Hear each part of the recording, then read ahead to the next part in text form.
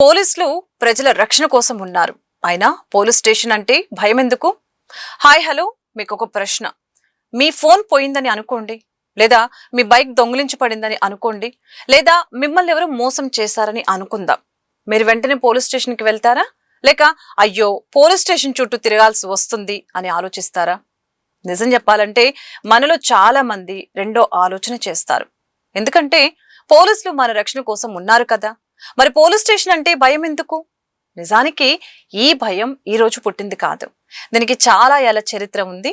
మన తాతల కాలం నుంచి, మన తల్లిదండ్రుల కాలం నుంచి పోలీసు వస్తాడు, జాగ్రత్త, అల్లరి చేస్తే పోలీసులకు చెప్తాను అనే మాటలు వింటూ పెరిగాం. చిన్నప్పటి నుంచి పోలీస్ అంటే సహాయం చేసే వ్యక్తిగా కాకుండా భయపెట్టే వ్యక్తిగా చాలా మందికి పరిచయం అయ్యాడు. ఇంకో కారణం సినిమాలు. మన తెలుగు సినిమాల్లో పోలీస్ స్టేషన్ అంటే కొట్టుకోవటం, అరుపులు, లాకప్, కఠినమైన విచారణ, ఇవే ఎక్కువగా చూపిస్తారు. దీంతో నిజ జీవితంలో కూడా చాలా మందికి అదే చిత్రం మొదలు పడింది. కానీ అసలు కారణం ఇంకొకటి.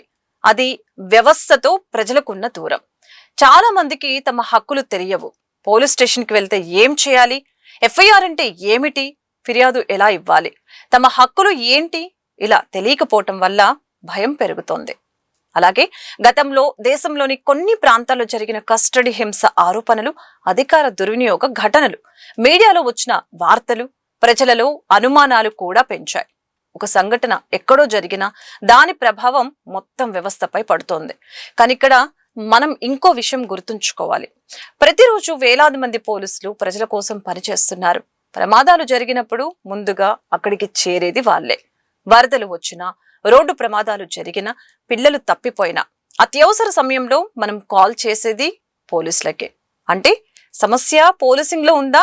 కాదు. సమస్య ప్రజల నమ్మకానికి, వ్యవస్థకు మధ్య ఏర్పడిన దూరంలో ఉంది. ఆ దూరం తగ్గాలి. పోలీసులు ప్రజలకు మరింత చేరువ కావాలి. ప్రజలు కూడా తమ హక్కులు, బాధ్యతలు తెలుసుకోవాలి. ఒక మంచి సమాజం అంటే ప్రజలు పోలీసులను చూసి భయపడే సమాజం కాదు, నమ్మే సమాజం. సహాయం కోసం పోలీస్ స్టేషన్ కి వెళ్ళగలిగే సమాజం, తమ సమస్య చెప్పగలిగే సమాజం. చివరిగా, పోలీస్ స్టేషన్ అంటే మీకు భయమా లేక నమ్మకమా? మీ అనుభవాన్ని కామెంట్లో తెలపండి. ఈ అంశంపై మీ అభిప్రాయం ఏంటో తెలియచేయండి.